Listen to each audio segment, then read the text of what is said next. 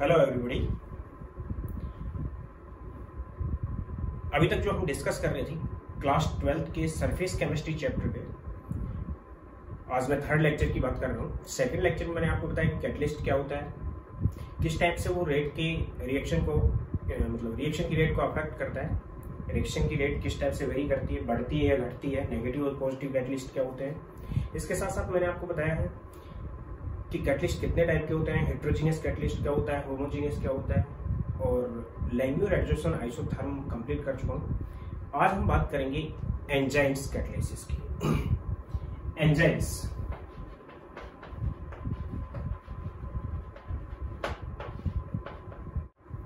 तो आज मैं डिस्कस कर रहा हूँ एंजाइम कैटलिसिस का।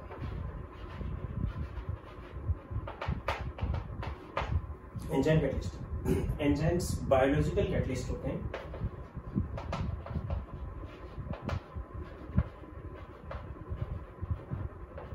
Enzymes are biological catalyst and it is formed by living organism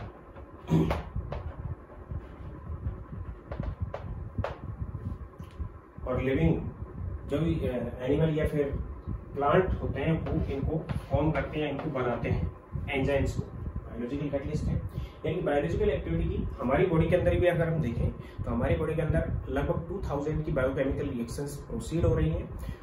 उन रिएक्शंस को प्रोसीड करवाने के लिए उनके लिए जो कैटलिस्ट हमारी बॉडी के अंदर प्रेजेंट है विच आर एंजाइम्स। और एंजाइम्स जो होते हैं वो कोलोइडल सॉल्यूशन है प्रोटीन्स के, यानी कि जब इनका हाइड्रोलिसिस करते हैं हम एंजाइम का,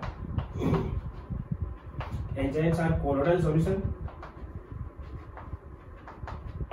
और प्रोटीन, यानी प्रोटीन के पॉलीमर्स हैं एंजाइम्स।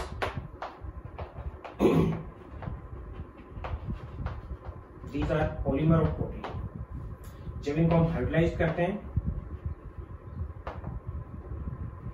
तो हाइड्रोलिसिस से एंजाइम पॉलीपेप्टाइड में कन्वर्ट होता है,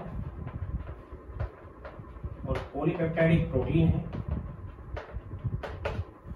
इसको जब अमोनिया की प्रेजेंस में हम हाइड्रोलाइज करते हैं तो ये पेप्टाइड्स में कन्वर्ट होती हैं, और पेप्टाइड्स को जब हाइड्रोलाइज करते हैं तो ये एमिनो एसिड्स में कन्वर्ट होते हैं। यानी कि एंजाइम्स की लास्ट जो प्रोडक्शन होती है वो एमिनो एसिड्स होते हैं, और एमिनो एसिड वो सब्सटेंस होते हैं, ऑर्गेनिक सब्सटेंस है जिनमें एमिनो NH2 ग्रुप और एसिडिक ग्रुप COOH ग्रुप दोनों प्रेजेंट होते हैं। तो एमिनो एसिड्स आपस में मिलके पेप्टाइड बनाते हैं, बहुत से पेप्टाइड आपस में मिलकर प्रोटीन बनाते हैं, इसलिए प्रोटीन को हम नाम देते हैं पॉलीपेप्टाइड। और बहुत सी प्रोटीन आपस में मिलकर एक कोलोइडल सॉल्यूशन बनाती है वाटर के अंदर, जिसको हम नाम देते हैं एंजाइम। और एंजाइम बायोलॉजिकल कैटलिस्ट होते हैं, यानी कि बायोकेमिकल रिएक्शंस को प्रोसीड करवाते हैं। जिस टाइप से जो नॉर्मल रिएक्शंस होती है केमिकल रिएक्शंस, उनको प्रोसीड करवाने के लिए हम एंजाइम्स को यूज करते हैं, जो उनके लिए पॉजिटिव कैटलिस्ट की तरह बिहेव करते हैं, ताकि रिएक्शन को एक डिफरेंट मैकेनिज्म दे और वो इजीली किस में कन्वर्ट करते हैं, उसको प्रोडक्ट में। उसी टाइप से एंजाइम भी बायोलॉजिकल रिएक्शंस या केमिकल बायोकेमिकल रिएक्शंस को प्रोसीड करवाते हैं, यानी कि उनको सरफेस प्रोवाइड करवाते हैं सबस्ट्रेट को प्रोडक्ट में कन्वर्ट करने के लिए। और एंजाइम बहुत ज्यादा स्पेसिफिक होते हैं। जनरली जो एंजाइम्स हैं वो हाइड्रोलाइटिक रिएक्शन को प्रोसीड करवाते हैं हमारी बॉडी के अंदर, और अगर एंजाइम की एब्सेंस हम ले लें तो रिएक्शन को प्रोसीड करने में लाखों साल लग जाएंगे, यानी बहुत ज्यादा टाइम लग सकता है रिएक्शन को, एक रिएक्शन को प्रोसीड करवाने में। लेकिन एंजाइम की प्रेजेंस में रिएक्शन बहुत फास्ट प्रोसीड हो जाती है, इसलिए हमारी बॉडी के अंदर एंजाइम होना बहुत ज्यादा जरूरी है।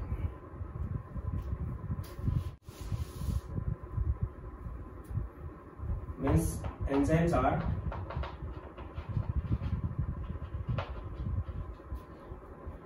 Colloidal solution of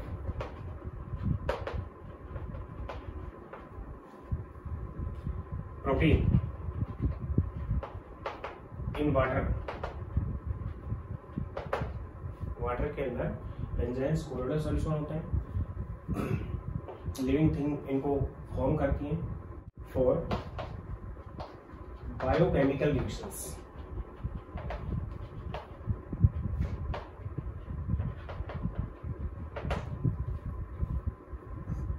living body के अंदर बायोकेमिकल रिएक्शंस के अंदर ये बायोकैटलिस्ट की तरह से बिहेव करते हैं। फॉर एग्जांपल अगर हम एग्जांपल की बात करें यहाँ पे, तो जनरल एग्जांपल है स्टार्च,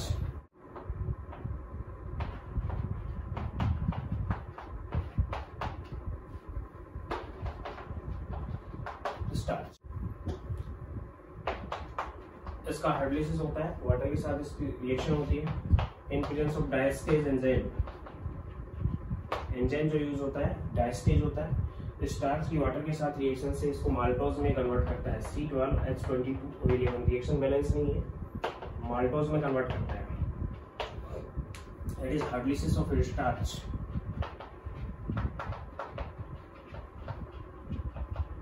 स्टार्च के हाइड्रोलाइसिस से माल्टोज बनती है। माल्टोज का हाइड्रोलाइसिस करते हैं वाटर के साथ ट्रीट होता है, तो ये माल्टेज एंजाइम की प्रेजेंस में होता है और माल्टेज एंजाइम की प्रेजेंस में माल्टोज 2 मोल्स ऑफ ग्लूकोज में कन्वर्ट होती है। 1 मोल माल्टोज से 2 मोल ग्लूकोज बनता है और ग्लूकोज का हाइड्रोलाइसिस तो नहीं होता, लेकिन जाइमेज एंजाइम की प्रेजेंस में इसका डिकम्पोजिशन हो जाता है।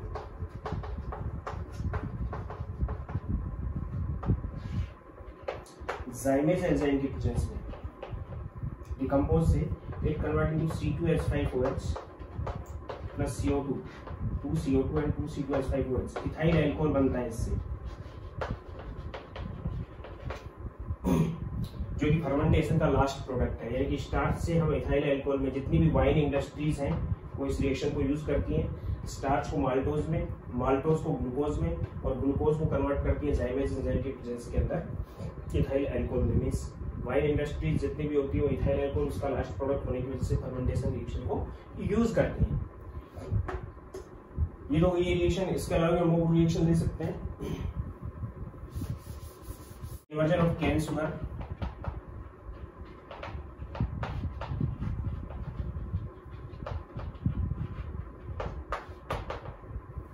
कैन शुगर की फॉर्मूला वही है C12H22O11। इसका हाइड्रोलाइसिस करते हैं इन्वर्टेज एंजाइम की प्रेजेंस में। जिस टाइप से नाम है उसी टाइप से एंजाइम का नाम दिया गया है, क्योंकि इसका जो डेक्स्ट्रोरोटेटरी होती है, जब प्रोडक्ट बनते हैं तो रिएजेंट प्रोडक्ट जो बनता है वो लिवोरोटेटरी होता है, यानी कि क्लॉकवाइज रोटेट करती है, रोटेशन एंगल इसका क्लॉकवाइज होता है पीपीआर को, प्लेन पोलराइज्ड लाइट को। जबकि जो मिक्सचर बनता है इससे प्रोडक्ट मिक्सचर इक्विमोलर प्रोपोर्शन में ग्लूकोज और फ्रक्टोज बनते हैं C6H12O6, दोनों का फॉर्मूला सेम है, ग्लूकोज एंड फ्रक्टोज। तो ग्लूकोज और फ्रक्टोज का जो मिक्सचर होता है, इसको मिक्सचर को हम नाम देते हैं इन्वर्ट शुगर। इन्वर्ट शुगर ये कैसी होती है, डेक्स्ट्रो होती है। डेक्स्ट्रो मींस क्लॉकवाइज रोटेट करता है या फिर प्लस होता है, और इन्वर्ट शुगर जो मिक्सचर बनता है ये लिवो होता है, रिजल्टेंट या फिर नेगेटिव होता है। इसलिए क्लॉकवाइज रोटेशन इसका बिल्कुल ऑपोजिट हो चुका होता है। यहाँ पे डेक्स्ट्रो मींस क्लॉकवाइज रोटेशन होता है और यहाँ पे लिवो होता है रिजल्टेंट मिक्सचर में, यानी कि एंटी क्लॉकवाइज रोटेशन होता है। प्लेन पोलराइज्ड लाइट के प्लेन को ये एंटी क्लॉकवाइज रोटेट कर पाता है, इसलिए इन्वर्ट शुगर में कन्वर्ट होता है, इसलिए नाम इसका हमने दिया इन्वर्टेज। मींस कंप्लीटली इसका कॉन्फ़िगरेशन ऑपोजिट हो चुकी होती है, इसलिए एंजाइम का नाम भी उसी टाइप से दिया। जैसे इससे पहले मैंने बताया था कि माल्टोज को ग्लूकोज में कन्वर्ट करने के लिए माल्टेज, या फिर स्टार्च, हमारा जो बेस्ट जो हमारा फूड है वो स्टार्च होता है। जैसे व्हीट है, राइस है, इनके अंदर स्टार्च पाया जाता है। स्टार्च को हमारी बॉडी माल्टोज में कन्वर्ट करती है, माल्टोज को ग्लूकोज में कन्वर्ट करती है। ग्लूकोज के कंबसन से हमें एनर्जी मिलती है। तो स्टार्च को माल्टोज में कन्वर्ट करने के लिए डायस्टेज एंजाइम यीस्ट में प्रेजेंट होता है, हमारी बॉडी के अंदर भी प्रेजेंट है डायस्टेज एंजाइम जो उसको उसमें कन्वर्ट करता है। इसके अलावा एग्जांपल ले सकते हैं हम हाइड्रोलाइसिस ऑफ यूरिया।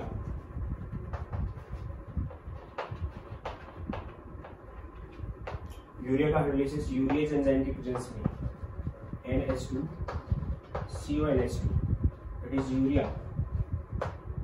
हाइड्रोलाइसिस करेंगे इसका हम in presence of urease enzyme. तो यूरिया के हाइड्रोलाइसिस से एक तो अमोनिया बनती है, गैसेस प्रोडक्ट बन सकते हैं। जनरली जो एंजाइम्स होते हैं, एंजाइम्स गैसेस प्रोडक्ट में भी कन्वर्ट कर सकते हैं रिएक्टेंट को। तो अमोनिया बनती है 2 मोल, प्लस में कार्बन डाइऑक्साइड बनती है CO2। अमोनिया और कार्बन डाइऑक्साइड में यूरिया को डिकम्पोज करता है यूरिएज एंजाइम। इसके अलावा स्टोमक के अंदर पाया जाता है प्रोटीन जो होती है, उनको पेप्टाइड्स में या फिर प्रोटीन को ही एमिनो एसिड्स में,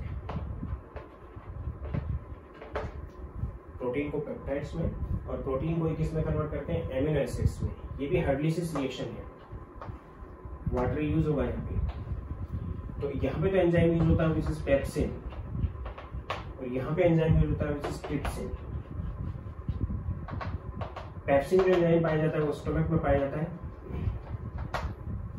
जबकि जो ट्रिप्सिन है वो इंटेस्टाइन में होता है।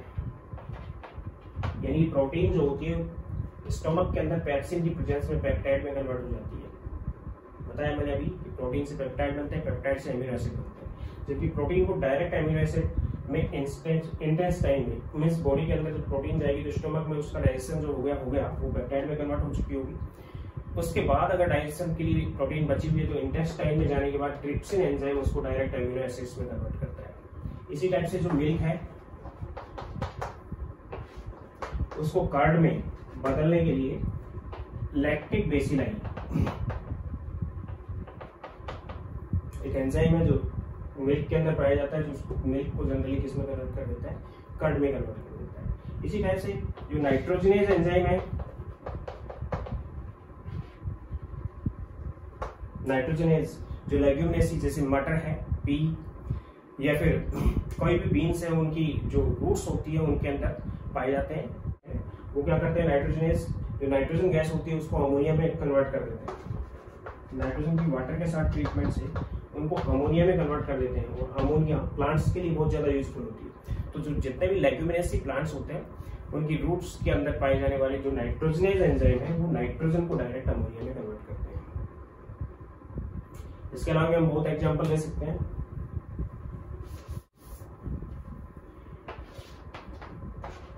कार्बोनिक हाइड्रोजनेज जो एंजाइम है वो डायरेक्ट वाटर और कार्बन डाइऑक्साइड को हमारी बॉडी के अंदर, ह्यूमन बॉडी के अंदर बात कर रहा हूं मैं, डायरेक्ट वाटर और कार्बन डाइऑक्साइड को H+ और HCO3 माइनस में कन्वर्ट कर देता है, जो कि हमारी बॉडी के लिए एक ऐसा सॉल्यूशन बनाता है जो बफर है, और हमारी बॉडी की जो ब्लड पीएच होती है 7.4 उसी के अकॉर्डिंग इसकी पीएच है। इसलिए हमारी बॉडी के अंदर, स्टमक के अंदर पीएच को ज्यादा या कम होने की वजह से उसको मेंटेन करने के लिए बाइकार्बोनेट और हाइड्रोजन आयन में कन्वर्जन हो जाता है वाटर और कार्बन डाइऑक्साइड का, जो कौन करता है, कार्बोनिक हाइड्रोजनेज जो एंजाइम ह्यूमन बॉडी के अंदर पाया जाता है। इसके अलावा भी एंजाइम के बहुत ज्यादा वर्क्स हैं। एंजाइम हमारी बॉडी में बहुत ज्यादा यूजफुल है, या फिर लिविंग थिंग्स के अंदर बहुत ज्यादा यूजफुल है, बायोकेमिकल रिएक्शंस को प्रोसीड करवाता है। इसके अलावा मैं एग्जांपल ले सकता हूं, जो मिल्क के अंदर पाई जाने वाली शुगर है C12H22O11, जिस मिल्क शुगर जिसको नाम देते हैं हम लैक्टोज, लैक्टोज का हाइड्रोलिसिस लैक्टेज एंजाइम की प्रेजेंस में होता है, and it convert into C6H12O6 plus C6H12O6। एक तो इससे ग्लूकोज बनता है और एक से गैलेक्टोज बनता है, ग्लूकोज और गैलेक्टोज में कन्वर्ट करती है इसको। तो जनरली रिएक्शंस जो होती है एंजाइम कैटालिसिस की, वो किसी सब्सटेंस को हाइड्रोलाइज करके उसको डिकम्पोज करने वाली होती है। जनरली रिएक्शंस ऐसी होती है। अब एंजाइम वो बहुत ज्यादा स्पेसिफिक होता है किसी भी बायोकेमिकल रिएक्शन के लिए। एक एंजाइम एक बायोकेमिकल रिएक्शन को ही प्रोसीड करता है, दूसरी बायोकेमिकल रिएक्शन को प्रोसीड नहीं करता। यानी कि एंजाइम के अंदर ये स्पेसिफिसिटी या सिलेक्टिविटी होती है कि वो अपनी केमिकल रिएक्शन को समझे या फिर उसको आइडेंटिफाई करे और वहां पे वर्क करे। अगर उसके अलावा कोई रिएक्शन मिल रही हो तो वहां पे कोई वर्क नहीं करता है। यानी कि one enzyme one biochemical reaction, यानी केवल एक एंजाइम एक बायोकेमिकल रिएक्शन को ही प्रोसीड करता है। तो इसके जो कैरेक्टरिस्टिक्स हैं या प्रॉपर्टीज ऑफ एंजाइम है उसकी बात कर रहा हूं मैं।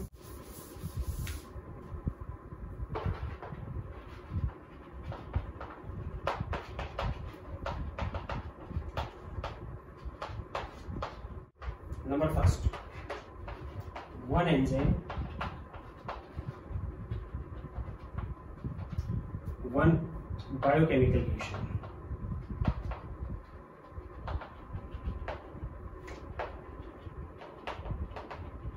केवल एक एंजाइम एक बायोकेमिकल रिएक्शन को सिलेक्ट करता है यानी कि highly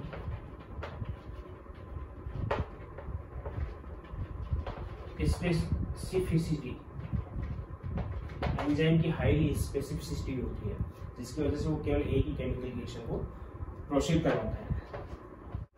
higher efficiency,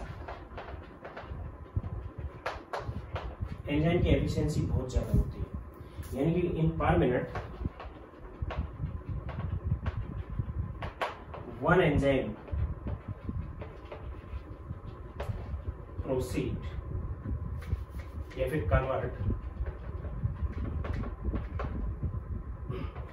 1 million of substrate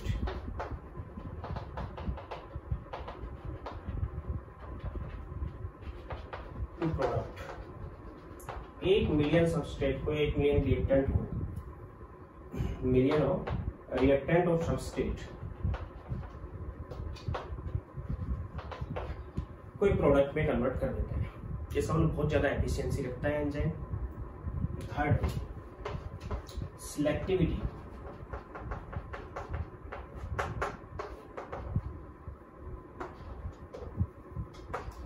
the reaction easily identified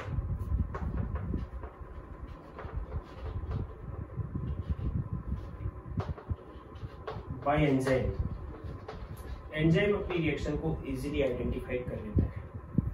इसके अलावा दूसरी बात बता रहा हूँ कि जो एंजाइम है वो अपनी शेप को बदल भी सकता है, यानी जो सबस्ट्रेट होता है उसी के अकॉर्डिंग अपनी शेप को बदल लेता है। उसकी रिएक्शन में जो सबस्ट्रेट आ रहा है उसी के अकॉर्डिंग उसकी एक्टिव साइट अपने रूप को बदल लेती है, अपनी शेप को बदल लेती है, और अपनी शेप के अकॉर्डिंग जो सबस्ट्रेट की शेप होती है उसी के अकॉर्डिंग उसके ऊपर वो एडजॉर्ब भी हो जाता है, सबस्ट्रेट को एडजॉर्ब कर लेता है। इसलिए कैसा एंजाइम सिलेक्टिव बहुत अच्छा होता है। इसके साथ साथ enzyme can change its shape,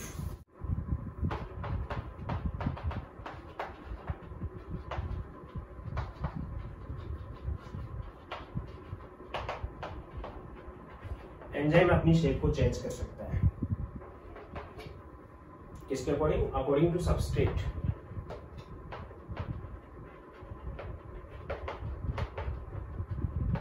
substrate और रिएक्टेंट, सबस्ट्रेट का मतलब है रिएक्टेंट, रिएक्टेंट के अकॉर्डिंग अपनी शेप को चेंज कर लेता है। Fifth, work in optimum pH, enzyme की जो पीएच रेंज है विच इज 5.0 to 7.0, यानी कि एसिडिक पीएच में वर्क करता है। 5 से 7 पीएच के बीच में वर्क करता है। 5 से नीचे वाली पीएच में वर्क नहीं कर पाता, 7 से ऊपर वाली पीएच में, बेसिक पीएच में वर्क नहीं करता है। इसलिए जो मिल्क है उसमें लैक्टिक बेसिलाई पाया जाता है। लैक्टिक बेसिलाई उसको क्या करता है? कर्ड में कन्वर्ट करता है या फिर उसको फाड़ देता है, यानी मिल्क को चीज में भी कन्वर्ट कर सकता है। ऐसे एंजाइम भी उसके अंदर पाए जाते हैं। तो उनकी कंडीशंस में क्या होती है कि या तो हम उसको क्या करते हैं, उसकी पीएच को 5 से कम कर दें, या फिर उसके अंदर कुछ बेस डिसोल्व कर दें, जिसकी वजह से पीएच 7 से ज्यादा रहेगी तो वहां पे एंजाइम वर्क नहीं होगा। टेम्परेचर रेंज जो होती है एंजाइम की, working temperature range,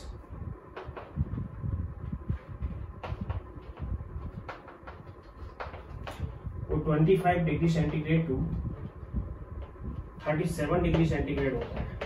means 298 kelvin to 310 kelvin, 298 kelvin से 310 केल्विन के बीच एंजाइम वर्क करता है। इससे ज्यादा टेम्परेचर पे नहीं करता है, इससे कम टेम्परेचर पे नहीं करता है। मीन्स हायर एक्टिविटी जो होती है एंजाइम की, working activity at 30 degree centigrade, 30 degree centigrade पे सबसे ज्यादा एक्टिविटी होती है। इसलिए जैसे मिल्क है, मिल्क को ज्यादा देर तक बचाने के लिए हम उसको बॉईल कर देते हैं। बॉईल करने पे हम उसका टेम्परेचर 37 डिग्री सेंटीग्रेड से ज्यादा कर लेते हैं, या फिर बहुत ज्यादा ठंडा कर देते हैं उसको, तब हम उसको एंजाइम वर्किंग से बचा लेते हैं और उसको खराब होने से मिल्क को हम बचा सकते हैं। ये करते हैं। 7th, कोएंजाइम या फिर एंजाइम एक्टिवेटर।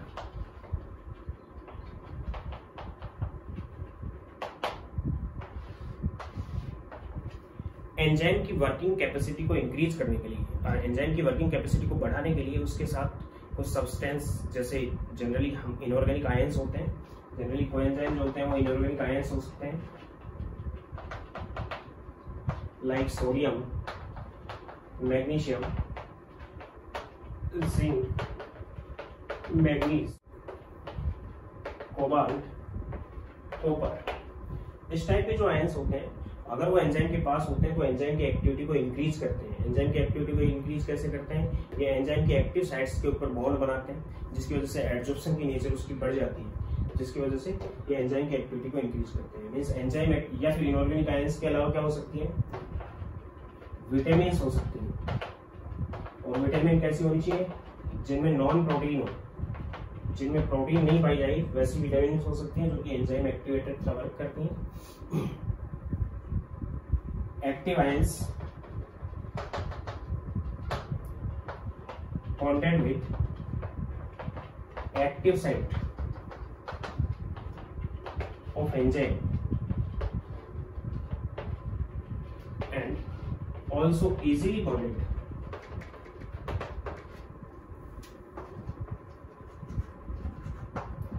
with substrate। यानी एक्टिव साइट के ऊपर बॉन्ड बना लेते हैं, जो ये एंजाइम्स के एंजाइम एक्टिवेटर होते हैं एक्टिव साइट पे बॉन्ड बनाते हैं, उसके साथ साथ ही सबस्ट्रेट के साथ भी बॉन्डिंग करते हैं, जिससे सबस्ट्रेट एक्टिव साइट पे आके चिपकने लगता है। Means adsorption rate of substrate increased, adsorption rate of substrate increase in presence of coenzyme। Coenzyme की प्रेजेंस में सबस्ट्रेट की जो एडजॉर्प्शन रेट होती है एंजाइम के सरफेस के ऊपर वो फास्ट हो जाती है, जिसकी वजह से हम कोएंजाइम या एंजाइम एक्टिवेटर हमारी बॉडी के अंदर प्रेजेंट होते हैं। तो जनरल मिनरल्स होते हैं जो हमारी बॉडी को बहुत ज्यादा यूजफुल होते हैं, माइक्रो मिनरल्स हैं हमारी बॉडी के लिए यूजफुल होते हैं, जो कि एंजाइम को एक्टिवेट रखते हैं। 8th एंजाइम पोजीशन और इनहिबिटर।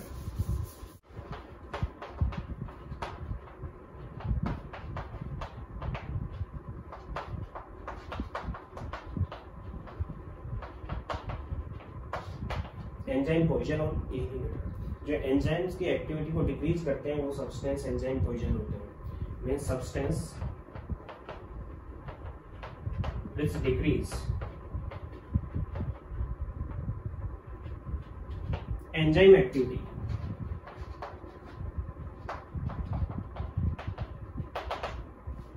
और इनहिबिटर। जनरली होते क्या है इनहिबिटर? जनरली ये जो हमारे इससे पहले मैंने बताया कि एंजाइम एक्टिवेटर होते हैं जैसे आयंस होते हैं, तो आयंस के साथ सब्सटेंस ऐसे होते हैं जो आयंस के साथ रिएक्शन करके आयन को अपने पास जोड़ लेते हैं या अपने पास बॉन्ड बना लेते हैं, जिससे आयन एंजाइम के एक्टिव साइट पे नहीं पहुंच पाता। क्या करते हैं ये? दीज बॉन्डेड विथ कोएंजाइम्स और एक्टिव आयंस, ये एक्टिव आयंस के साथ बॉन्ड बनाते हैं, जिससे एक्टिव आयन एंजाइम के पास नहीं पहुंच पाता और एंजाइम के पास नहीं पहुंचा तो उसको एक्टिवेट नहीं कर पाता है। ये कुछ इंपॉर्टेंट प्रॉपर्टीज हैं एंजाइम्स की। सिलेक्टिविटी बहुत ज्यादा होती है, एफिशिएंसी बहुत ज्यादा होती है, स्पेसिफिसिटी बहुत ज्यादा है इसकी। एंजाइम की पीएच रेंज 5 से 7 होती है और टेम्परेचर ऑप्टिमम टेम्परेचर जो रेंज होती है वो 25 degree centigrade to 37 degree centigrade होती है एंजाइम की। एंजाइम्स बायोलॉजिकल केमिकल रिएक्शंस के लिए बहुत ज्यादा कैटलिस्ट का वर्क करते हैं। अगर हमारी बॉडी आयरन के एक पार्टिकल को डाइजेस्ट करती है बिना एंजाइम की प्रेजेंस की, तो आयरन का एक पार्टिकल को हमारी बॉडी डाइजेस्ट करने में 65 ईयर लगा देगी, 65 ईयर। लेकिन एंजाइम की प्रेजेंस में ये जो वर्क है ये नैनो सेकेंड में कंप्लीट हो जाता है। इसलिए एंजाइम हमारी बॉडी के लिए कितने ज्यादा यूजफुल है, या फिर लिविंग थिंग्स के लिए एंजाइम्स का वर्क बहुत ज्यादा यूजफुल होता है। अब एंजाइम वर्क कैसे करता है वो बता रहा हूँ। वर्किंग वही है जो कैटलिस्ट का वर्क है, वैसा ही एंजाइम का वर्क होता है। एंजाइम कैटलिसिस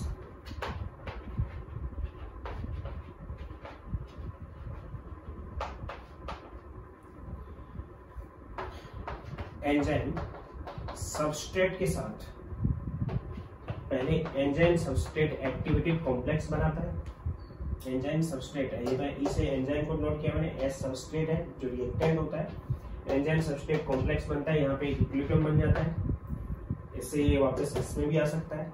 और स्टेप सेकेंड में, ये स्टेप फर्स्ट है, फॉर्मेशन ऑफ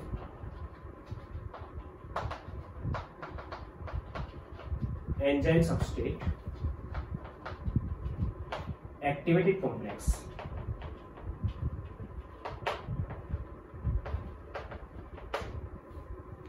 एक्टिवेटेड कॉम्प्लेक्स में स्टार्ट डिनोट के हायर एनर्जेटिक होता है। Second, conversion into products. तो इस स्टेप में जनरली कंप्लीट होता है। एंजाइम सबस्ट्रेट जो कॉम्प्लेक्स होता है वो तुरंत एंजाइम और प्रोडक्ट में कन्वर्ट हो जाता है। ये वाला जो एंजाइम है ये अभी भी एक्टिव है, दूसरे सबस्ट्रेट को अपने ऊपर एब्जॉर्ब करवा लेगा। तो मैंने अभी बताया कि 1 मिनट में ये लगभग 1 मिलियन सबस्ट्रेट को प्रोडक्ट में कन्वर्ट कर चुका होगा एक एंजाइम, और एंजाइम अपनी शेप को भी कन्वर्ट कर सकता है। यानी ये जो प्रोसेस है ये तो इक्विलिब्रियम है, और ये इसकी आरडीएस होती है, रेट डिटरमिनेंट स्टेट होती है, जो कि फास्ट होती है, क्योंकि 2 स्टेप होती है। रेट डिटरमिनेंट स्टेप हमेशा ही स्लो होती है, लेकिन केवल एक ही स्टेप है, बाकी तो इक्विलिब्रियम पे। तो उस कंडीशन में आरडीएस ही होगी, रेट डिटरमिनेंट स्टेप ही होगी। ये क्या है, इंटरमीडिएट बनाना है इसमें। इंटरमीडिएट तुरंत एंजाइम और प्रोडक्ट पे कन्वर्ट हो जाता है। इसी को मैं दूसरे टाइप से भी नोट कर सकता हूँ, जिसको हम लॉग की थ्योरी से एक्सप्लेन कर सकते हैं। Enzyme catalysis is explain by log की थ्योरी।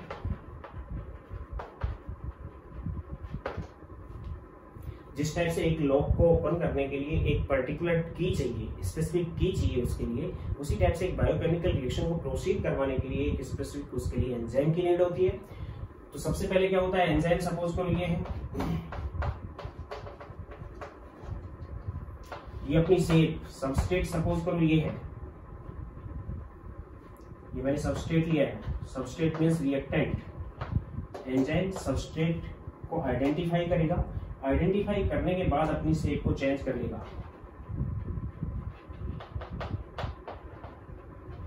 और शेप को चेंज करके इसी के अकॉर्डिंग बना लेगा।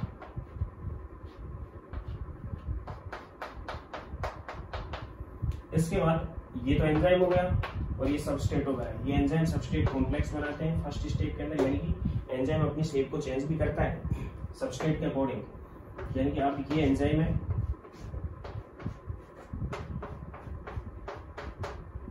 और ये सबस्ट्रेट है,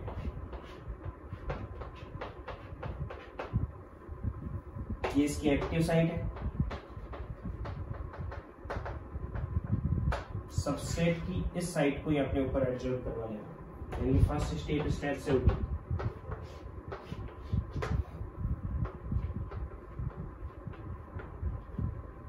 एंजाइम और सबस्ट्रेट आपस में जुड़ गए, it is enzyme substrate complex, activated complex है। और ये एक्टिवेटेड कॉम्प्लेक्स स्टेप सेकंड में, आगे यहीं पे दिखा रहा हूं, स्टेप सेकंड में वापस से एंजाइम में कन्वर्ट हो जाता है,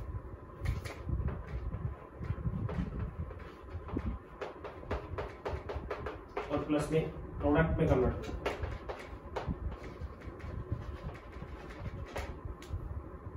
इस टाइप का एंजाइम कैटलिसिस है। तो लॉग की थ्योरी से इसको एक्सप्लेन कर सकते हैं। एक टाइप की एक टाइप के लॉक को ओपन कर देती है, उसी टाइप से एक बायोकेमिकल रिएक्शन को प्रोसीड करवाने के लिए, उसको ओपन करने के लिए या रिएक्टेंट को प्रोडक्ट में कन्वर्ट करने के लिए एक टाइप के एंजाइम की नीड होती है। और वो एंजाइम बहुत ज्यादा सिलेक्टिव होता है, वो अपनी रिएक्शन को आइडेंटिफाई कर लेता है, अपनी सबस्ट्रेट को आइडेंटिफाई कर लेता है, उसके बाद अपनी शेप में चेंज करता है, अपनी एक्टिव साइट को उसी सबस्ट्रेट के अकॉर्डिंग बना लेता है। उसके बाद सबस्ट्रेट को क्या करता है, एब्जॉर्ब कराता है, एक एंजाइम सबस्ट्रेट कॉम्प्लेक्स बनता है जो हायर एनर्जेटिक होता है। उसके बाद स्टेप सेकंड में वो ब्रेक हो जाता है, ब्रेक होने के बाद वो प्रोडक्ट में कन्वर्ट हो जाता है। एंजाइम नेक्स्ट सबस्ट्रेट के अकॉर्डिंग अपनी शेप को फिर से चेंज कर लेता है और अपनी एक्टिव साइट के ऊपर उसको एब्जॉर्ब करवा के उसको प्रोडक्ट में कन्वर्ट कर लेता है। कई बार होता क्या है कि बॉडी के अंदर एंजाइम अपनी शेप को चेंज तो करता है, लेकिन उसके अकॉर्डिंग नहीं कर पाता जिसके अकॉर्डिंग हमें यूजफुल प्रोडक्ट चाहिए, और उस रिएक्शन में वो हार्मफुल प्रोडक्ट फॉर्मेशन करने लगता है। तो बॉडी हमें इंडिकेशन देती है, वहां पे बॉडी पेन करती है, बॉडी हमें इंडिकेट करती है कि एंजाइम ने अपना वर्क सही ढंग से नहीं किया, पेन होने लगेगा वहां पे। तो फिर हम एक ड्रग यूज करते हैं। ड्रग क्या करती है, बॉडी के अंदर जाने के बाद ड्रग उस एंजाइम को आइडेंटिफाई करता है, क्योंकि उसी स्पेसिफिक एंजाइम के लिए हम ड्रग यूज कर रहे हैं, उस एंजाइम को आइडेंटिफाई करती है। आइडेंटिफाई करने के लिए एक्टिव साइट पे सबस्ट्रेट के चिपकने से पहले, सबस्ट्रेट के एब्जॉर्ब होने से पहले ड्रग एब्जॉर्ब हो जाती है और उसकी एक्टिव साइट की शेप को चेंज कर देती है। ड्रग एंजाइम की एक्टिव साइट की शेप को चेंज कर देती है, जिसलिए उसके बाद जो एंजाइम होता है वो हार्मफुल प्रोडक्ट में कन्वर्जन करना रोक देता है, क्योंकि दूसरे प्रोडक्ट बनाने लगा या फिर रिएक्शन को प्रोसीड करना बंद कर देगा। एक ही एंजाइम 1 मिनट में लगभग 1 मिलियन सबस्ट्रेट को प्रोडक्ट में कन्वर्ट कर चुका होता है। यानी तुरंत ये एंजाइम फिर एक्टिव है, तो एंजाइम की एक्टिविटी बहुत ज्यादा है, एफिशिएंसी बहुत ज्यादा है, ऑप्टिमम पीएच बता दी, एंजाइम कैटालिसिस की जो मैकेनिज्म है वो बता दिया मैंने। अब मैं इसकी रेट की बात करता हूं कि जो रिएक्शन की रेट है वो किस टाइप से डिपेंड करेगी। Kinetics of enzyme catalysis.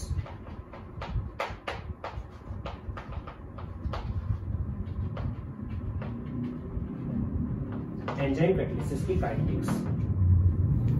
Kinetics में मैं बता रहा हूं कि सबसे पहली जो स्टेप थी उसमें क्या था, एंजाइम प्लस सबस्ट्रेट एक इक्विलिब्रियम बन रहा था। ये K1 और ये K2 रेट कांस्टेंट्स थे, इसके एक्टिवेटेड कॉम्प्लेक्स बन रहा था जो कि इंटरमीडिएट था। स्टेप सेकंड में जो एक्टिवेटेड कॉम्प्लेक्स है वो ब्रेक हो रहा है एंजाइम प्लस प्रोडक्ट के अंदर, यानी कि रेट डिटरमिनेंट स्टेप ये होगी। तो rate is directly proportional to, इसके लिए सपोज करो रेट कांस्टेंट K3 है, directly proportional to enzyme substrate complex concentration, इसकी कंसंट्रेशन के डायरेक्टली प्रोपोर्शनल होगा। प्रोपोर्शनलिटी साइन को इसके ऊपर डिपेंड करेगी रेट, तो प्रोपोर्शनलिटी साइन को हटा लेंगे तो यहाँ पे K3 आ जाएगा। Then rate which is equal to K3 into E S activated।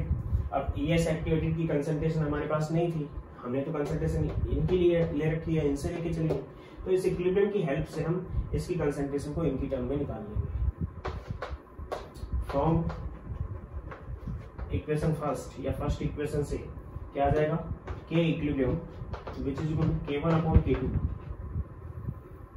K1 upon K2 भी इक्वल होता है equilibrium which is equal to enzyme substrate complex product की concentration upon reactant concentration, enzyme concentration and substrate concentration. ध्यान दे लेना enzyme concentration भी rate को affect करती है, यानी कि एंजाइम की कंसंट्रेशन अगर ज्यादा होगी तो रिएक्शन की रेट ज्यादा होगी, एंजाइम की कंसंट्रेशन कम होगी तो रिएक्शन की रेट क्या रहेगी, कम रहेगी। इससे K इक्विलिब्रियम कैलकुलेट कर लिया हमने, K इक्विलिब्रियम इसके इक्वल हो गया। Then what the concentration of ES this, then ES activated complex which is equal to E into S into K1।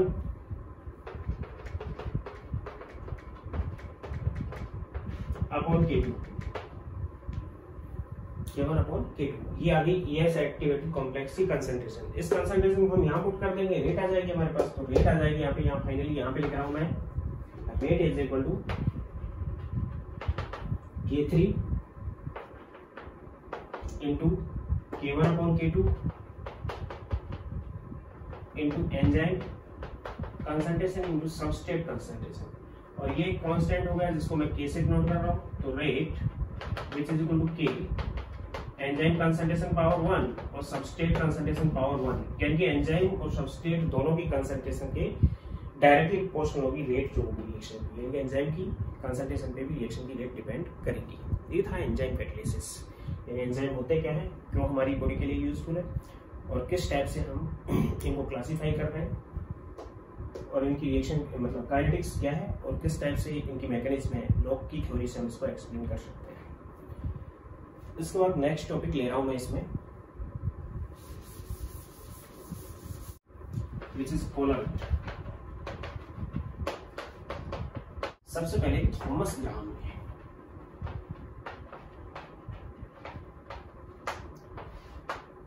Thomas Graham 1865 ये वर्ड दिया कोलर्ट। कोलर्ट जो वर्ड है वो ग्रीक लैंग्वेज कोला और आयड से बना है। कोला को KOLA और COLA दोनों यूज कर सकते हैं। कोला मीन्स होता है गम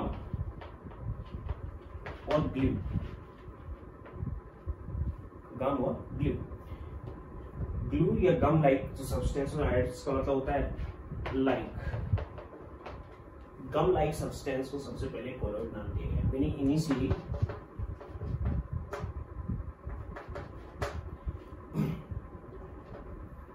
gum like substance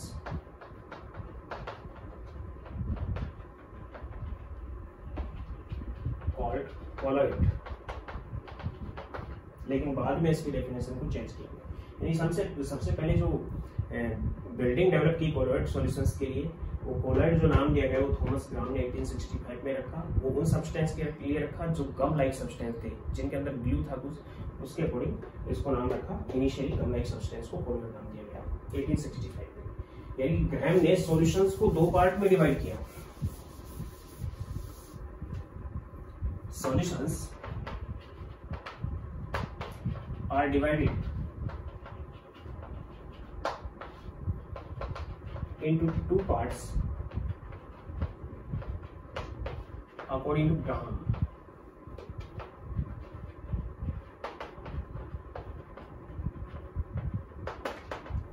One part is crystalloids and other part is colloid. Crystalloids or colloids. Crystalloids वो सब्सटेंस थे, the solution which easily diffused or filtered from animal membrane, plant membrane,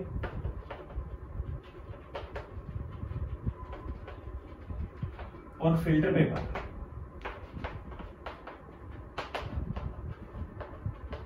way solution जो easily filter होते हैं किससे? Animal membrane से, plant membrane से या filter paper से, विच आर कॉल्ड क्रिस्टलॉइड्स। और solution not diffused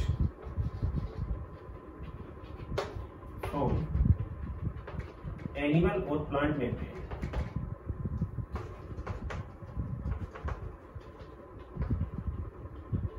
but diffused from filter paper are called colloids। यानी कि वो सॉल्यूशंस दो टाइप से डिवाइड किया इसने। वो सॉल्यूशन जो इजीली किससे डिफ्यूज हो जाते हैं? एनिमल मेम्ब्रेन से, प्लांट मेम्ब्रेन से और फिल्टर पेपर से। उन सॉल्यूशंस को नाम दिया क्रिस्टलॉइड्स। और जो सॉल्यूशन इजीली इनसे डिफ्यूज नहीं हो पाते, विच आर कॉल्ड कोलॉइड्स, केवल किससे डिफ्यूज हो पाते हैं? फिल्टर पेपर से डिफ्यूज हो पाते हैं, तो इसने नाम दिया कोलॉइड्स। कहने का मतलब ये है कि एनिमल मेम्ब्रेन, प्लांट मेम्ब्रेन में जो पोस्ट का साइज होगा जिनसे डिफ्यूजन होता है वो छोटा होगा बजाय फिल्टर पेपर के। यानी कि कोलॉइड पार्टिकल थोड़े बड़े होंगे, क्रिस्टलॉइड पार्टिकल छोटे होंगे। छोटे particle animal membrane, plant membrane के पोस्ट से तो डिफ्यूज हो जाते हैं, फिल्टर पेपर से भी हो जाएंगे क्योंकि फिल्टर पेपर के अंदर पोस्ट का साइज एनिमल और प्लांट मेम्ब्रेन के पोस्ट के साइज से बड़ा होता है। कोलॉइड जो सॉल्यूशन होते हैं उनमें पार्टिकल का साइज थोड़ा बड़ा होता है, जो एनिमल मेम्ब्रेन और प्लांट मेम्ब्रेन के पोस्ट के साइज से बड़ा होगा, तो वहां से फिल्टर नहीं हो पाता। जबकि फिल्टर पेपर के जो पोस्ट का साइज होता है उनसे वो छोटा होने की वजह से उनसे वो डिफ्यूज हो जाते हैं, कोलोइडल पार्टिकल्स उनसे डिफ्यूज हो जाएंगे, इसीलिए। इसके बहुत से एग्जांपल हम दे सकते हैं यहाँ पे। Crystalloid substance, for example water के अंदर NaCl का सॉल्यूशन बना लिया हमने, वाटर के अंदर शुगर का सॉल्यूशन बना लिया, और शुगर का सॉल्यूशन एनिमल मेम्ब्रेन से या फिर प्लांट मेम्ब्रेन से इजीली डिफ्यूज हो सकता है।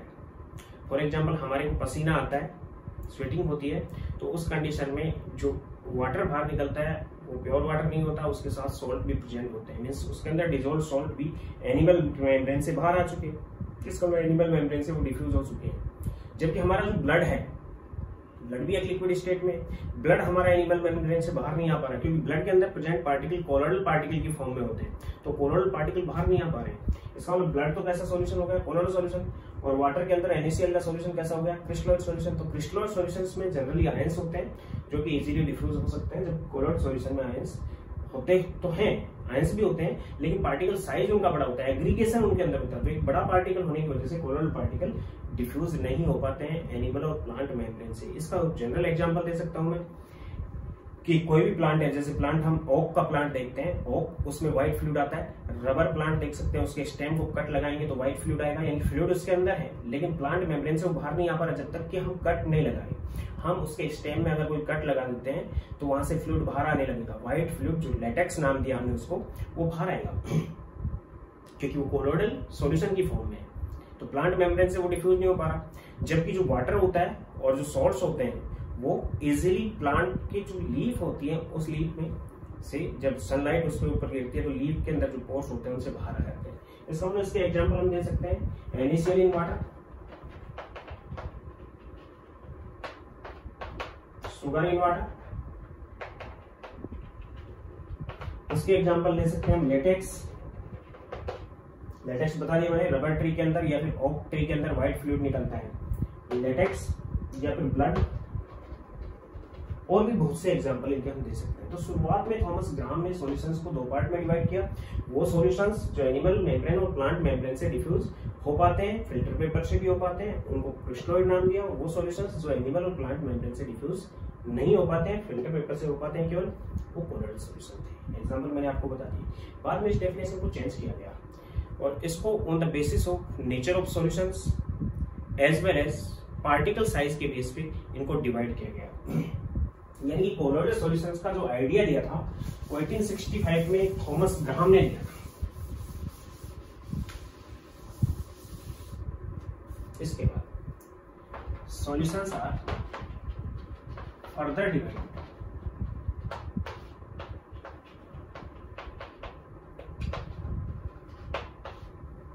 in 3 parts on basis of size of particles.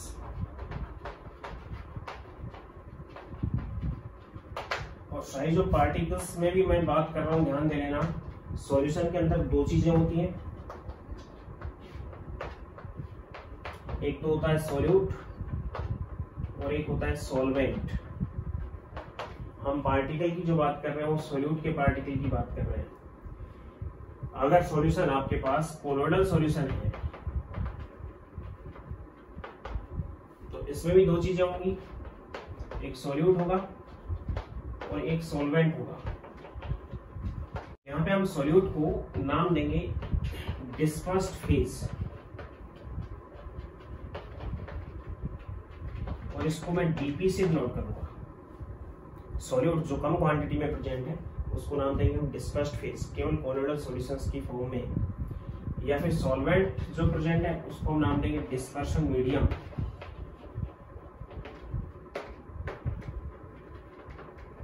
और इसको हम डीएम से नोट करेंगे।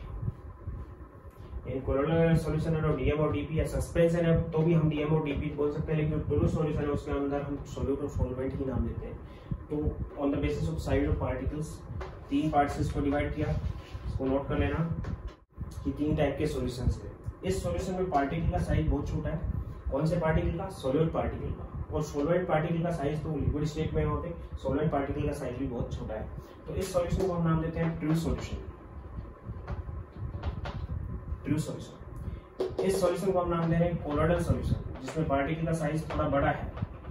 और इस सॉल्यूशन को नाम दे रहे हैं हम सस्पेंशन। पार्टिकल्स का साइज और भी बड़ा है। मींस पार्टिकल के साइज की अगर बात करें तो इसमें जो साइज है वो लेस देन 1 नैनोमीटर है, यानी कि लेस देन 10 एंगस्ट्रॉम है। 1 नैनोमीटर के अंदर 10 एंगस्ट्रॉम होते हैं, तो 10 एंगस्ट्रॉम से छोटा साइज है इसका। इसके साइज की अगर बात करें तो 1 नैनोमीटर टू 1000 नैनोमीटर है। कौन से साइज की बात कर रहा हूं मैं? कोलोइडल सॉल्यूशन है। तो डिस्पर्स्ड फेज की बात कर रहा हूं, मींस जो सॉल्यूट इसके अंदर प्रेजेंट है उसके पार्टिकल की साइज की बात कर रहा हूं मैं। 1 नैनोमीटर टू 1000 नैनोमीटर के बीच में है इसका, मींस 10 एंगस्ट्रॉम टू 10,000 एंगस्ट्रॉम। और इसके पार्टिकल का जो साइज है वो 1000 नैनोमीटर से बड़ा होता है, यानी कि 10,000 एंगस्ट्रॉम से भी बड़ा साइज है इसके पार्टिकल का। तो पार्टिकल के साइज के बेस पे जिनमें 1 नैनोमीटर से छोटे पार्टिकल का साइज है वो ट्रू सॉल्यूशंस होते हैं, क्योंकि एनिमल और प्लांट मेम्ब्रेन के अंदर जो पोस्ट का साइज होता है वो लगभग 1 नैनोमीटर होता है। तो उससे कम साइज के ये पार्टिकल ट्रू सॉल्यूशन जो ग्राम ने क्या बता दिए थे? क्रिस्टलोइड बताए थे। क्रिस्टलॉइड पार्टिकल्स जो होते हैं वो 1 नैनोमीटर से छोटे होते हैं, उनको आज हम ट्रू सॉल्यूशंस नाम देते हैं। बड़े पार्टिकल्स को हमने 2 पार्ट में डिवाइड कर दिया, कोलोइडल उसने 2 ही पार्ट किए, क्रिस्टलॉइड्स एंड कोलोइडल। ग्राहम के अकॉर्डिंग क्रिस्टलॉइड और कोलोइडल 2 सॉल्यूशंस होते हैं। यहाँ पे क्रिस्टलॉइड को हमने नाम दिया ट्रू सॉल्यूशन और कोलोइडल को 2 पार्ट में डिवाइड किया, कोलोइडल सॉल्यूशन एंड सस्पेंशन। यानी पार्टिकल का साइज और भी बढ़ा है तो उसको हम सस्पेंशन नाम देंगे। तो इसमें एनिमल और प्लांट मेम्ब्रेन के अंदर पॉर्स का साइज 1 नैनोमीटर के लगभग होता है। तो 1 नैनोमीटर से छोटे पार्टिकल तो वहां से डिफ्यूज हो जाते हैं, लेकिन 1 नैनोमीटर से बड़े पार्टिकल एनिमल और प्लांट मेम्ब्रेन से डिफ्यूज नहीं हो पाते हैं। और जो फिल्टर पेपर के पोर्स का साइज होता है वो 1000 नैनोमीटर के लगभग होता है, तो उसमें कोलोइडल पार्टिकल भी डिफ्यूज होता है, लेकिन सस्पेंशन पार्टिकल उसमें से भी डिफ्यूज नहीं हो पाएंगे। तो यहाँ पे मैं तीनों के बारे में बात कर रहा हूँ, तीनों के डिफरेंसेस। एग्जांपल्स ले सकते हैं हम इसका, तो NaCl इन वाटर, नोट कर लेना है इनको। इसका लेटेक्स ले सकते हैं, ब्लड ले सकते हैं, कोई भी मेटेलिक सोल यूज कर सकते हैं इसके लिए, बहुत एग्जांपल आएंगे इसके। Suspension, sand in water, sand के पार्टिकल विजिबल भी होते हैं वाटर के अंदर, और कुछ टाइम बाद जब सैंड को हम वाटर में डिसॉल्व करते हैं तो कुछ टाइम बाद सस्पेंशन बनता है, सस्पेंशन कुछ टाइम बाद सेटल डाउन हो जाता है, सेडिमेंटेशन हो चुका होता है। इसलिए ये सस्पेंशन सॉल्यूशन होता है, इसकी स्टेबिलिटी नहीं होती है, बहुत कम स्टेबिलिटी होती है। कुछ टाइम बाद डीएम और डीपी जो होते हैं इसके वो सेपरेट हो जाते हैं। इसमें हम डीएम डीपी बोलेंगे, इसमें हम डीएम डीपी बोलेंगे, इसमें हम सॉल्यूट और सॉल्वेंट नाम देंगे। डिफरेंस तीनों सॉल्यूशंस के अंदर, एक जगह ले रहा हूं मैं प्रॉपर्टी कर रहा हूं डिफरेंस की, एक जगह ले रहा हूं मैं प्रॉपर्टी, एक जगह मैं ट्रू सॉल्यूशन ले रहा हूं, एक कोलोइडल सॉल्यूशन ले रहा हूं, एक सस्पेंशन ले रहा हूं, और तीनों के बीच में डिफरेंस की बात कर रहा हूं। सबसे नंबर फर्स्ट पे साइज, साइज कौन से पार्टिकल की हो रहा है, सोल्यूट या डीपी के पार्टिकल का साइज हो रहा है, क्या होगा, लेस देन 1 नैनोमीटर। एंगस्ट्रॉम में मैंने आपको बता दिया, it is 1 nanometer to 1000 nanometer, it is greater than 1000 nanometer. Second, nature, true solution homogeneous होते हैं। होमोजीनियस का मतलब अरेंजमेंट पार्टिकल्स का सभी जगह पे यूनिफॉर्मली होगा। ये हेटेरोजीनियस होते हैं, और सस्पेंशन भी हेटेरोजीनियस होता है।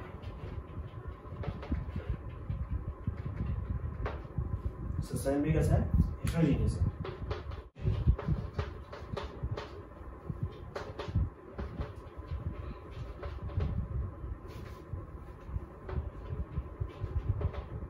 फिल्ट्रेशन और diffusion, diffuse bye,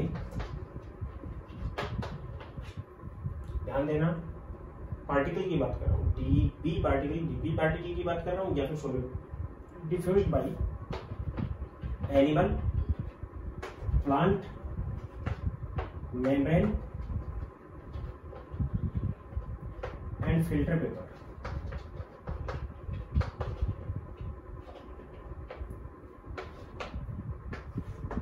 Not diffused by animal and plant membrane,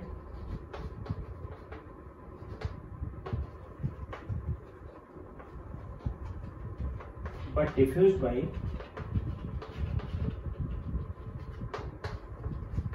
filter paper। ये फिल्टर पेपर से डिफ्यूज हो जाता है, and not diffused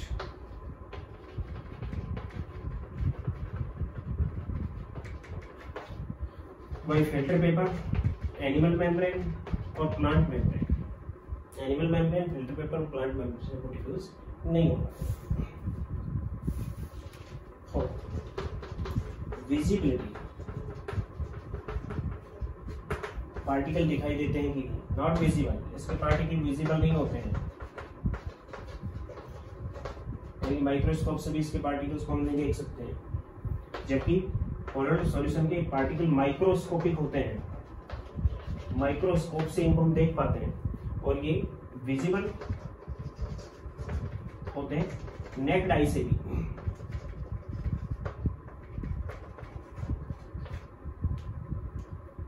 नेक्ड आई से भी हम इसको देख पाते हैं। फिफ्थ,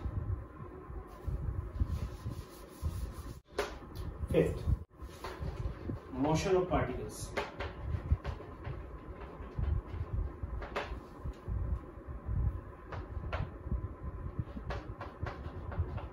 Not observed, क्योंकि यूनिफॉर्मली अरेंज रहते हैं तो पार्टिकल का एक इक्विलिब्रियम बना हुआ होगा जिसकी वजह से ऑब्जर्व नहीं हुआ। कोलोइडल पार्टिकल के अंदर ब्राउनियन टाइप का मोशन पाया जाता है। ये क्या होता है ये आगे बताऊंगा। जिगजैग टाइप का मोशन होता है पार्टिकल्स का। रॉबर्ट ब्राउन ने इसको एक्सप्लेन किया था, क्योंकि सेल्स के अंदर सबसे पहले देखा था उसने कि सेल्स के जो ऑर्गेनिज्म होते हैं वो इस टाइप से जिगजैग टाइप सेल के अंदर घूमते रहते हैं, तो उस टाइप के मोशन को नाम दिया है ब्राउनियन मोशन। और इसके अंदर सेडिमेंटेशन होता है।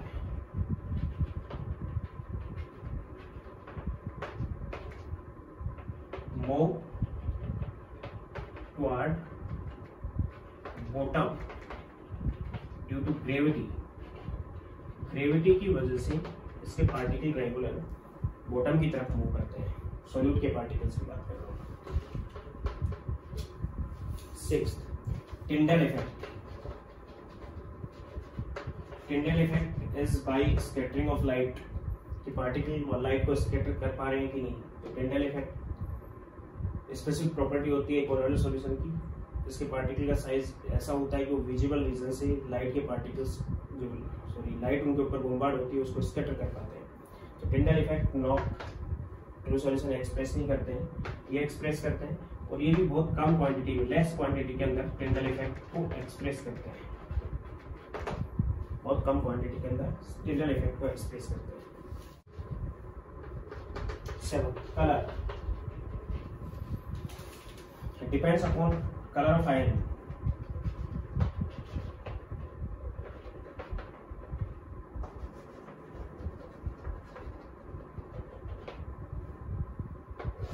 Depends upon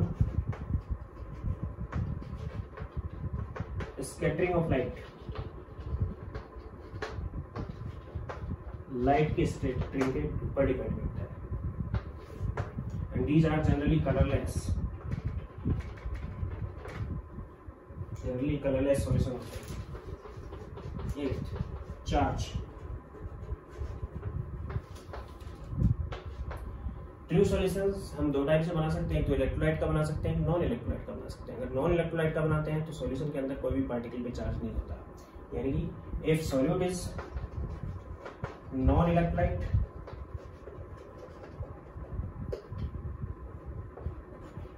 then there is no charge. ऊपर से मिटा रहा हूं मैं। अगर ये इलेक्ट्रोलाइट है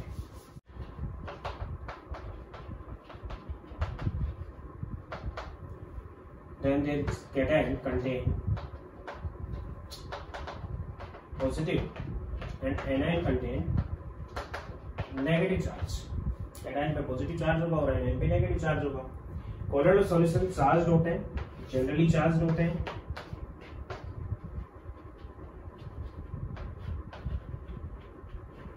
But all colloidal particle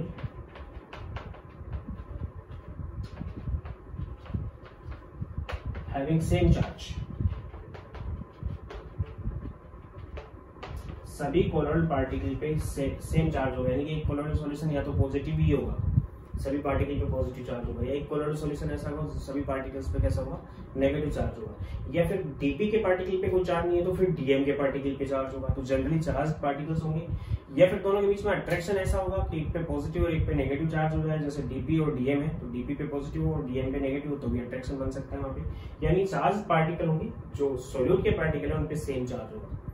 सभी पार्टिकल या तो पॉजिटिव रहेंगे या सभी पार्टिकल कैसे रहेंगे नेगेटिव रहेंगे। यहाँ पे कोई चार्ज प्रेजेंट नहीं होता है।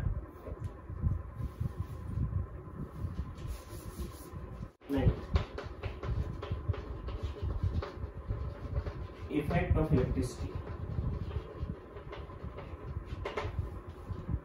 अगर यहाँ पे सोल्यूट नॉन इलेक्ट्रोलाइट है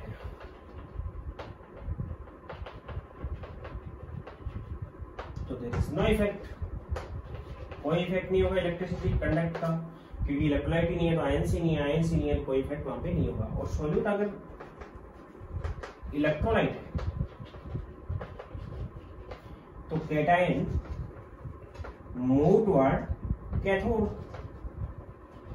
और anion move toward anode, anion anode की तरफ और कैटायन कैथोड की तरफ मूव करेगा। यानी प्रोसेस जो होगी इस केस में वो हो जाएगी इलेक्ट्रोलिसिस।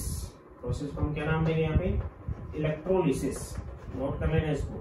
ट्रू सॉल्यूशंस के अंदर अगर इलेक्ट्रोलाइट प्रेजेंट है तो प्रोसेस को नाम देंगे इलेक्ट्रोलिसिस। इसमें क्या होगा कि सभी पार्टिकल पे सेम चार्ज है, तो सभी पार्टिकल पे अगर पॉजिटिव चार्ज है तो कैटायन है तो कैथोड की तरफ सभी मूव करने लग जाएंगे, और सभी पार्टिकल पे अगर नेगेटिव चार्ज है तो वो एनोड की तरफ मूव करने लग जाएंगे। Means all particles move toward N electrode, सभी पार्टिकल एक इलेक्ट्रोड की तरफ मूव करेंगे। इस प्रोसेस को हम नाम देंगे इलेक्ट्रोफोरेसिस। यानी यहाँ पे जो इलेक्ट्रोलिसिस होता है और यहाँ पे क्या होगा, इलेक्ट्रोफोरेसिस होगा। सस्पेंशन जो सॉल्यूशंस होते हैं उसमें ऐसा कुछ भी नहीं होगा क्योंकि उनके पार्टिकल्स के ऊपर कोई चार्ज नहीं है। अब मैं बात कर रहा हूँ 10th नंबर पे कि सॉल्यूशंस की एक स्पेसिफिक प्रॉपर्टी होती है कोलिगेटिव प्रॉपर्टी, जो कि सॉल्यूशन चैप्टर में आपको बताया गया है। कोलिगेटिव प्रॉपर्टी सॉल्यूट के पार्टिकल्स पे डिपेंड करती है, अमाउंट पे डिपेंड करती है। कोलिगेटिव प्रॉपर्टीज की अगर बात करें हम,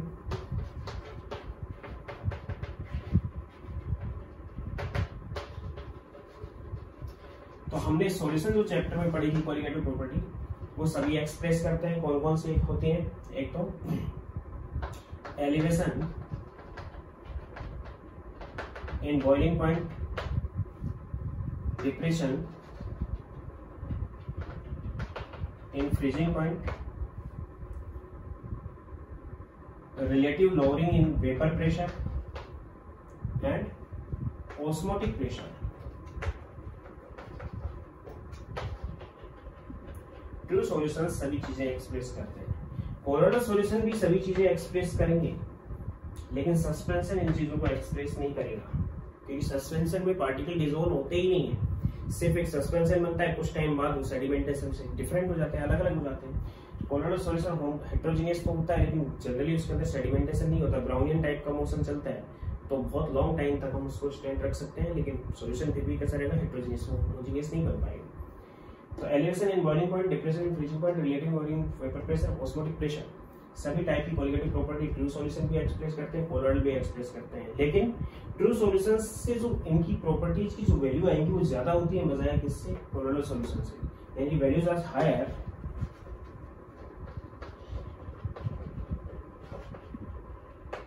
and values are low due to aggregation of particles.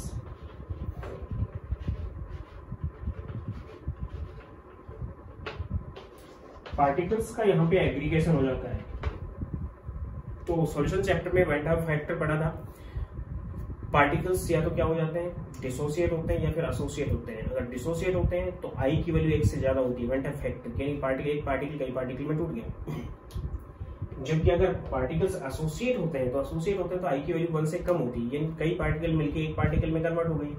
तो यानी कि यहाँ पे एग्रीगेशन होता है तो कई पार्टिकल मिलके एक पार्टिकल में कन्वर्ट हो जाते हैं, तो उतनी वैल्यूज एक्सप्रेस नहीं कर पाएंगे जितनी वैल्यू कौन सॉल्यूशन कर पाता है, ट्रू सॉल्यूशन। और सस्पेंशन सॉल्यूशन इस टाइप की कोलिगेटिव प्रॉपर्टी एक्सप्रेस नहीं कर पाएंगे। ये थे इनके अंदर डिफरेंसेस कि ट्रू सॉल्यूशन, कोलिगेटिव सॉल्यूशन और सस्पेंशन को किस टाइप से बेस पे हमने डिवाइड किया, इनके एग्जांपल्स क्या क्या। अब मैं बात कर रहा हूँ क्लासिफिकेशन ऑफ कोलिगेटिव सॉल्यूशन। अब हम इस चैप्टर में कोलिगेटिव सॉल्यूशन के ऊपर डिस्कस करेंगे।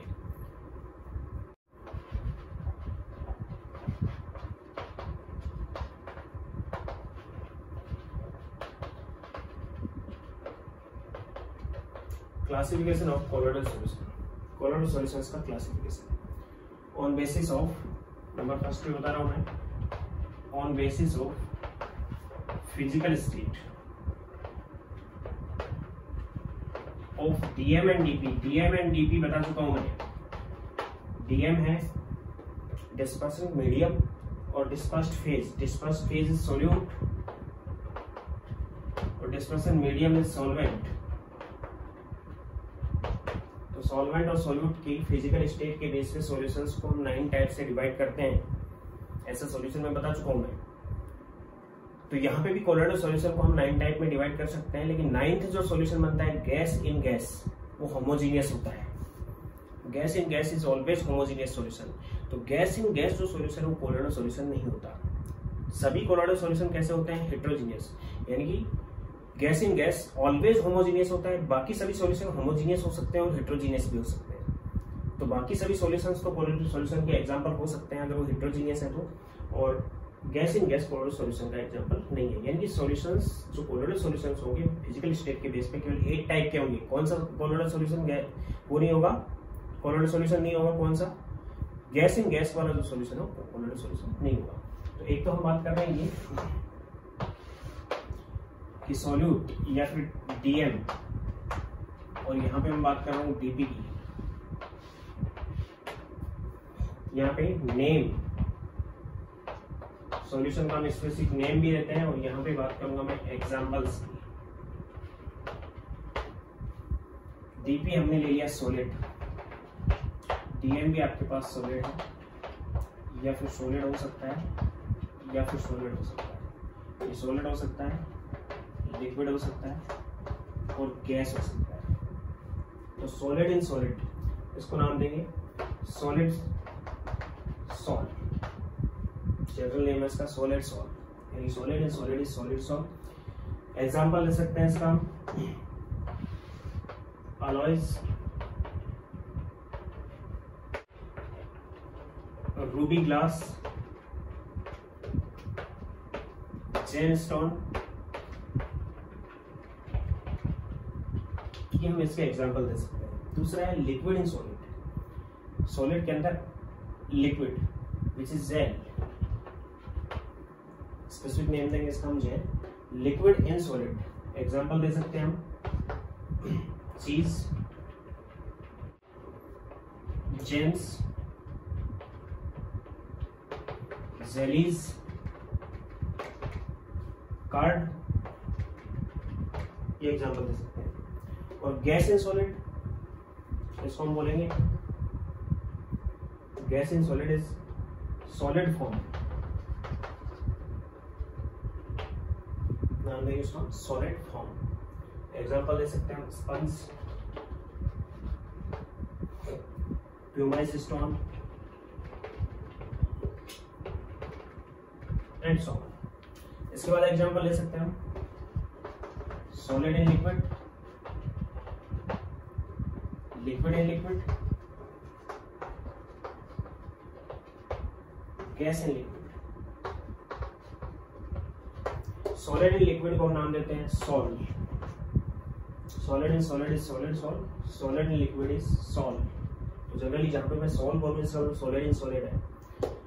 एग्जांपल ले सकते हैं सॉलिड इन लिक्विड है वो, सॉलिड इन सॉलिड नहीं, सॉलिड इन लिक्विड है। एग्जांपल इसका हम ले सकते हैं क्या?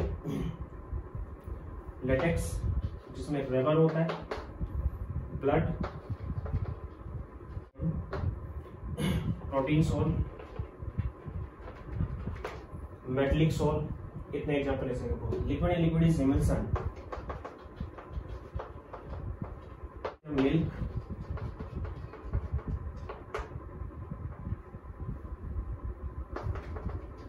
और immiscible liquids,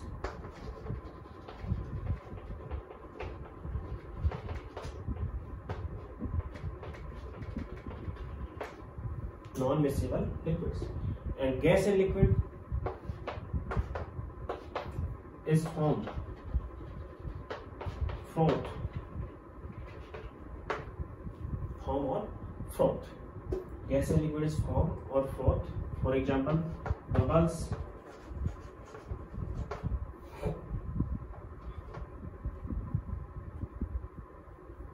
froth and so on. इसके बाद ले सकते हैं दो हम गैस, और गैस के लिए 8 सॉल्यूशंस होंगे, सॉलिड इन गैस और gas in gas. It is aerosol of solid and it is aerosol of liquid.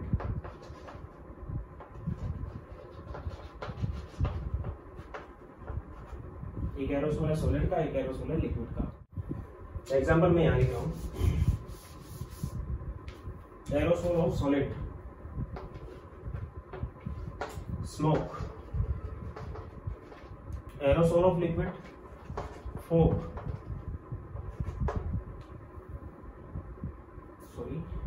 Solid in gas और लिक्विड इन गैस। ये लिक्विड इन गैस था, liquid in gas is fog, cloud and so on. ये हम example ले सकते हैं और ये एग्जांपल नेम इनके लिए दिए जा रहे हैं। आज के लिए इतना ही, इसको सब नोट कर लेना और जो नए जुड़े हुए हैं इसके साथ वो सब्सक्राइब कर लेना, बेल आइकन दबा लेना रेगुलर अपडेट रहने के लिए। Thank you.